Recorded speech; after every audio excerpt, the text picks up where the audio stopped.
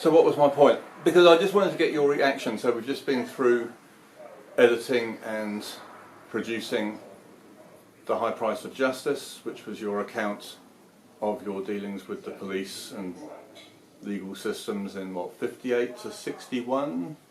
Yeah, late 58. November 58, indeed. It's November the 5th, 1958. Yes. Right. And I guess I just wanted to add maybe some colour to it, get your reflections on it at this time. There was a number of kind of quotes. Let me start you with one quote which I remember from Sebag Shaw, which you said, from Morley Lawson, I think it was, right very early on in the piece. He said, "The law is very complicated, Mr. Meek, but it normally works out in the end." Sebag Shaw. Yeah. We were standing outside the High Courts of Justice, and he said, "This building is called High Courts of Justice. It should really be called the High Courts of Law. Justice sometimes happens, not always. But it's law that really counts here." So, do you feel it all worked out in the end?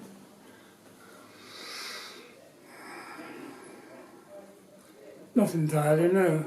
I never got anybody to say that I was telling the truth and Fleming wasn't. Right. By implication, it was certainly accepted that way, but nobody ever said it. And of course, all the legal people might have said, "Well, that's what counts, the law." The law said, "You won." It doesn't matter how. It does matter how. But the truth is not the most important part of it, is whether the law has run its proper course. I don't entirely feel it had. Because nobody was ever actually held to account. Precisely. In the end. Although, Durham. Your end. Yeah. I mean, he probably paid the highest price in a way. I mean, I did do a search for him later on. He just didn't appear in any legal stuff after that. He wanted to be a judge. Never. And he never was. But he made far more money than he ever would have as a judge as a legal expert. He may not have done what he wanted to do, but he was employed at immense money, like cabinet ministers who get fired. They go around the world giving speeches and being experts on this and that. And that's what, as far as I'm aware, Durand did. He died some years ago, and there was a eulogy, I think, no, not exactly, an obituary certainly, but a very pleasant one in the Times. And I wrote to the editor of the Times and said, "This is only half the man that you're writing about."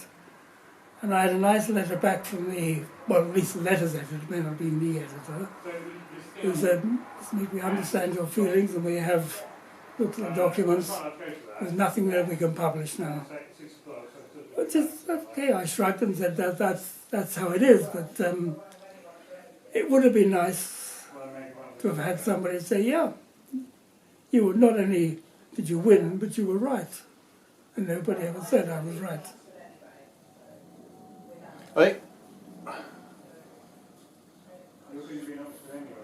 For me, if you can maybe describe, so for me one of the striking things about it was that you had, I guess, a view of the police previous to this, which was, I don't know, like Dixon of Dock Green. Oh, like my father's, yeah. Oh, they're good lads. Do anything for you, yeah. Why would I ever not? Nothing had ever happened to me before, but the brushes that I'd had with the police before were mostly amusing. The one or two sort of amusing stories that where I met. Knocked his hat off, or? Well, no, not exactly. There was one time while I was working, some years before this happened. I was driving across Hammersmith, and those when they had policemen directing traffic. And the policeman put his hand up and stopped my car. God, what have I done? Came over to me, and I wound down the window in my little Ford Popular just after the war. He leaned in and he said, "What's the score?" the cricket test was on. And, it just would not happen now. Yeah, no, I mean, that's why all this happened, because it was such a total surprise that something which, began, okay, I was, whatever, but, and suddenly it could escalate into this, and further, of course, escalate into much, much more. Indeed. And there comes a time when you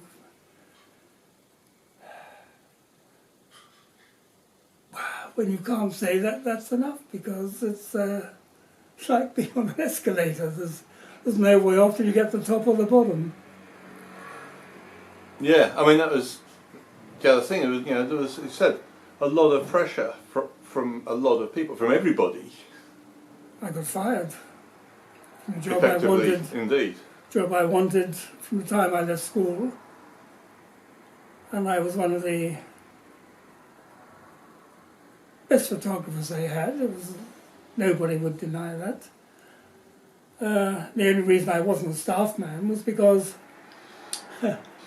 staff people work 5 days a week, 7 hours shift, and that wasn't enough for me.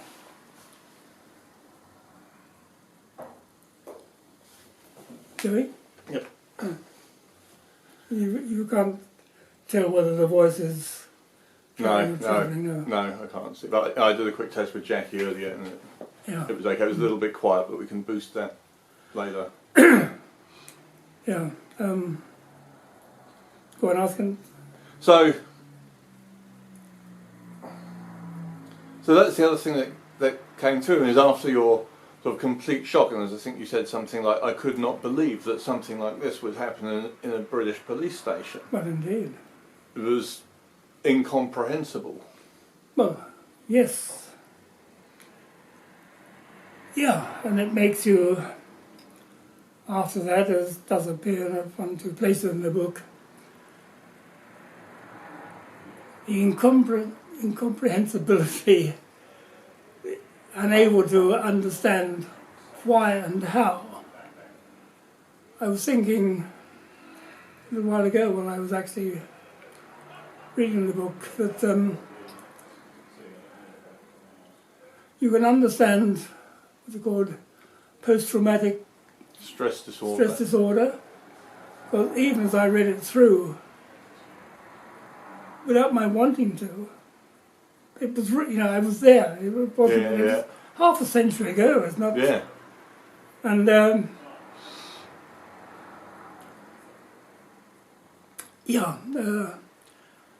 that I think is really what made it impossible for me to stop or drop at any stage, is that if I didn't do it, I would never be able to live my life as I wanted, as I'd been taught to. Right, that was my next question, of course, is because I think you told me sometime previously that the editor or whoever at the Express said, drop this, and you're in.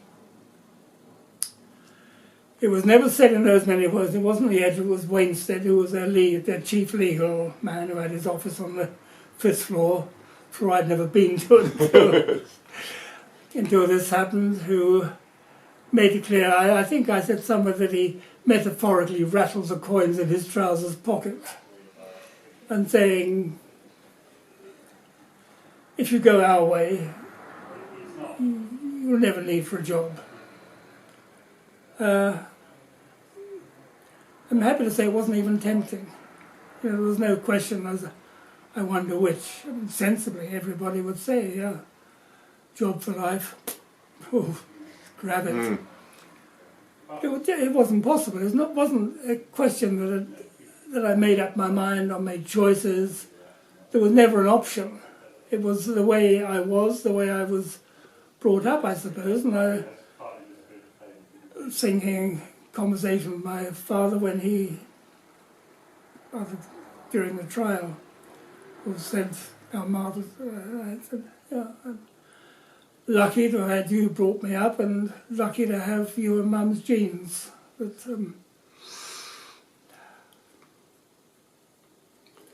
So,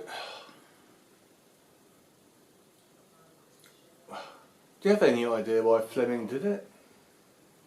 Yeah, he was a born thug. Just that. Probably Simple did as it that. tons of times. Yeah. See it on TV films once in a while, even now. Yeah, if you get used to doing something that that nobody says you mustn't do that. Somewhere, maybe in this or maybe in something else, I wrote, I said, a bad act of today, if unchallenged, becomes a norm tomorrow. And I think history will tell us that that's happened. Yeah. So he wasn't a big bloke, was he? Like 5'8", I think, Me? somewhere? No, him. No, I think he was, ordinary size and slimish. I mean, no, there's nothing extraordinary about him. He wasn't particularly big, he wasn't particularly small. I do remember, I think, that he wore leather gaiters, which always makes somebody look a bit threatening somehow. Right. I mean, I'm just thinking, and so thinking back to, because you said you had a bunch of interactions with him and other cops during the evening. Well, twice with him, once at some point, and then once during the arrest. Yeah, I didn't even really notice that because they were fairly common things. I mean, it was the sort of situations going on that that could have blown up, but you get used to it. I mean, it was a job I was doing. I don't mean I was always in places like that, but you did get used to understanding how to manage situations. That was part of my job. Right, you've been doing this for years. A few years, yeah. 5 or 6 years, and I imagine a lot of the places press photographers turn up, there are police trying to keep order. But it wasn't quite like today with paparazzi and stuff like that. There wasn't a paparazzi in those days. We played by rules pretty much. The simple thing here is that I wasn't in anybody's way, and the pictures that have been demonstrated or been shown pretty well prove that. I mean, every picture that I took, and there were only 6 exposures. I don't remember this, but having read through, I now know that I took one roll of film with only 6 exposures, and they were shown, and not one of them was anywhere other than behind or well to the side of the people that were involved. So there was no question. I think it was just, how can I know? But it seemed to me that it was just his way of, I'm in charge, and of course, in fact, although he said he was in charge, right at the end of after the trial, I believe, he was about 12th in line of being in charge. Right. But he just was the top man there. He was a chief inspector, and below him were inspectors and sergeants and cops. And so he was the boss in that particular area. And I just think that he felt as somebody I don't like. The fact that in the trial, if you recall, that, early at Bow Street, when I was brought up, for malicious damage or whatever, in his notebook I was called Ginger. Yeah. Now, I didn't know at the time. I mean, it didn't occur to me. I didn't even know, but I think that was his attitude all the way through. He didn't like me. You think he thought you were gay? Well, queer was the word that was used in those days. But yeah. But I don't know. But that was no reason why he should have done. I was there on my own. I was taking pictures, doing my job. But the fact that he could even write that, spoke to Ginger twice, illustrates his frame of mind. I'm him, and he is somebody I don't like, and the rest followed reasonably easily. Yeah. Can you tell us a little about Morley Lawson? What's a lot about Walpole? Yeah. Who should have been a Dickens character? He's very good, very effective, very professional. The first day is, I don't know whether you want me to, but you can cut it. But when we appeared at court, he had a rather... This was in Bow Street for, in Bow Street, for the criminal Bow charge Street, just a day November after, the on the 6th. 6th of November, yes. And during the night of all this happening, the Express had fixed them. I mean, I didn't have anything to do with this. I was just told that if I met somebody at 8 o'clock, they would take me, somebody from the Express, the editor's assistant, I've forgotten his name, would take me to the Bow Street, and then I would meet a solicitor. And I met this rather, I wouldn't say scruffy, but he certainly wasn't impressive. He had a rather ordinary raincoat on, and I think a bowler hat. And he made a mistake in the asking for an adjournment. Adjournment instead of a remand, and mumbled. And then after he came out of the Bow Street, he said, let's walk down the road to his car. And there he had a very nice Jaguar parked in Bow Street, or just off Bow Street. And he took his raincoat off and his bowler hat off and put on a very, very nice jacket and said, we don't want to let them know too much too fast, do we, Mr. Meek? And that's how he was throughout. But I also have to say, on the other hand, that when it came to a certain stage and I didn't have any money and I didn't know where any money was coming from, it was business to him. Well, he said, Mr. Meek, if I don't have money within whatever days it was, I shall withdraw. I can't like him for that, but at the same time I can't say other than that he was being professional. I don't think I'd have done the same in photography, frankly, if a customer who needed pictures by Tuesday but couldn't afford to pay me until the following Thursday. I don't think I'd have said, Mr. Jones, unless you can pay me now, you don't get your pictures. But there you go. That's how life is.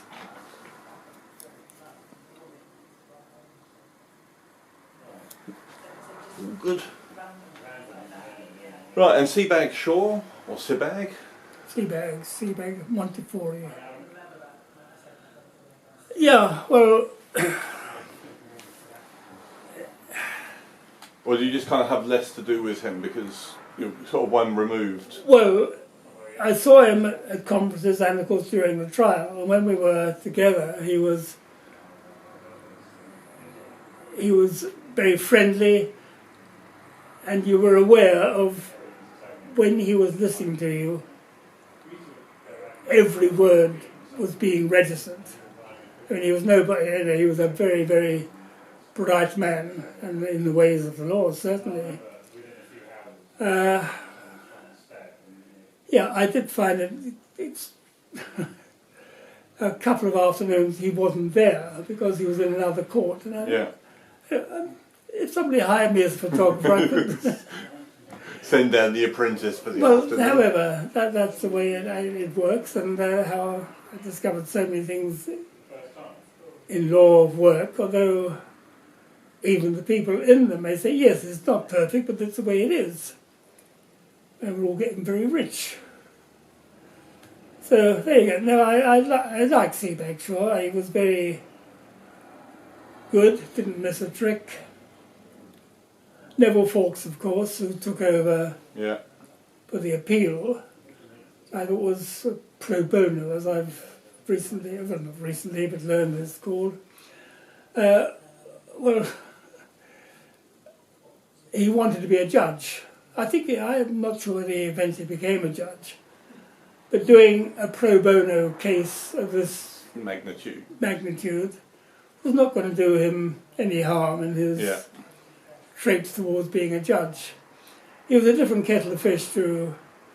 I felt, well, I only saw him 3 or 4 times apart from in court, and I don't think any time was I able to have a casual, chatty conversation. It was strict question and answer, and one moment he'd learned what he needed to know, thank you, Mr. Meek, I should be talking to you sometime soon. You know, there was no conversation, but then that, I suppose, is the way that, top people in any profession have to be. So we've got about 5 or 6 minutes left. So you lost the initial civil case. Yes, indeed. And there was a certain number of days before which you had to lodge an appeal. 28, I believe. But really, your grounds were, at least in Seabag Shaw's opinion, not solid. Indeed. To me, they appeared absolutely. I mean, how could a judge say some of the things that he did? Yeah. You know, in an argument at a party, you think, "You stupid man! How can you say that?" But according to Seabag Shaw, they were well within the discretion that he was allowed.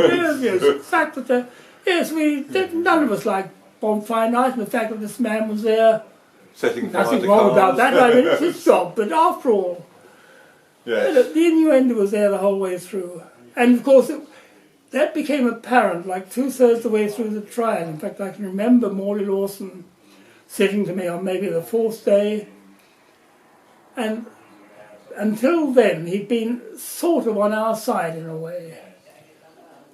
Then suddenly, I mean over the course of 2 or 3 hours, or maybe lunchtime from on, it changed. Every question that arose was Just was slightly bad different. for you. And Morley Lawson looked at me and he said, "The bastard's done a somersault."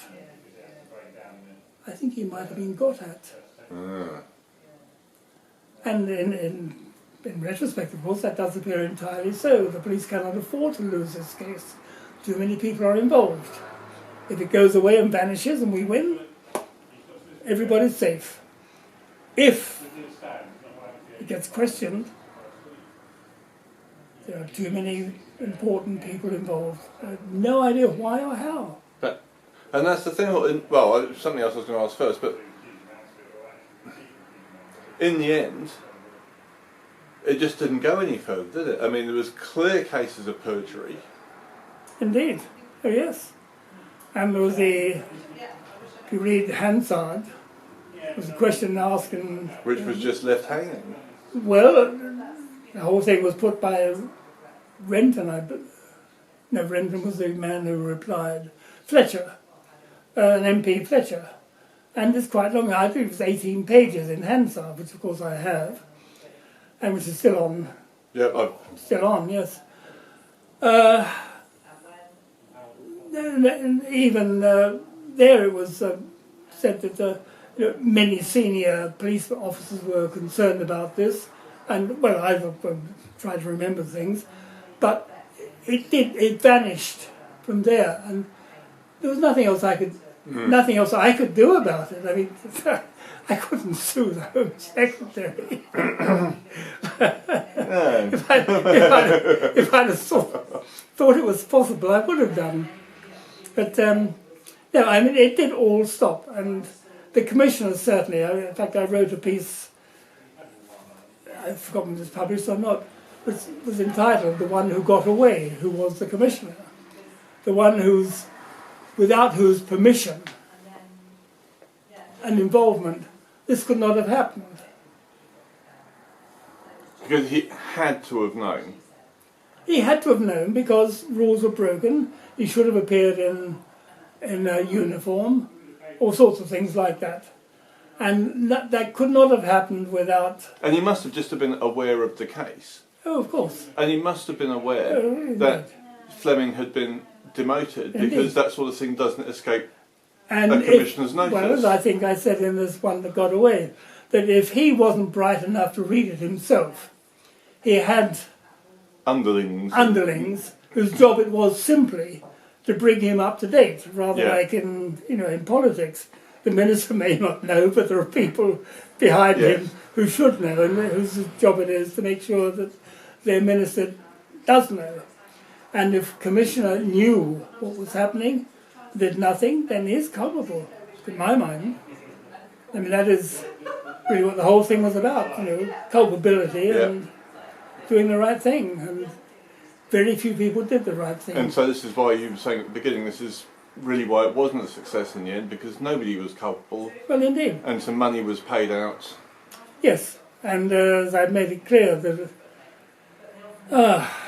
I didn't want to take the money, but if I had demanded, well not demanded, but let the law take its course and refuse their offer and taken a new trial, which I would almost certainly, by everybody's opinion, have won, if the jury had offered me in damages A penny less. 1 penny less, I would have been responsible for the entire cost of both sides. And even I could see that that was not a win-win situation. So that actually kind of, and we've got just a couple of minutes, but that leads me back then to the question I was getting around to, which was, so at whatever it was, day 22 or something after the first civil trial, it's all looking really not very hopeful. And then you get a phone call. That's right. Which just turns the whole thing on its head in a moment. Indeed. That must have been quite an exciting evening.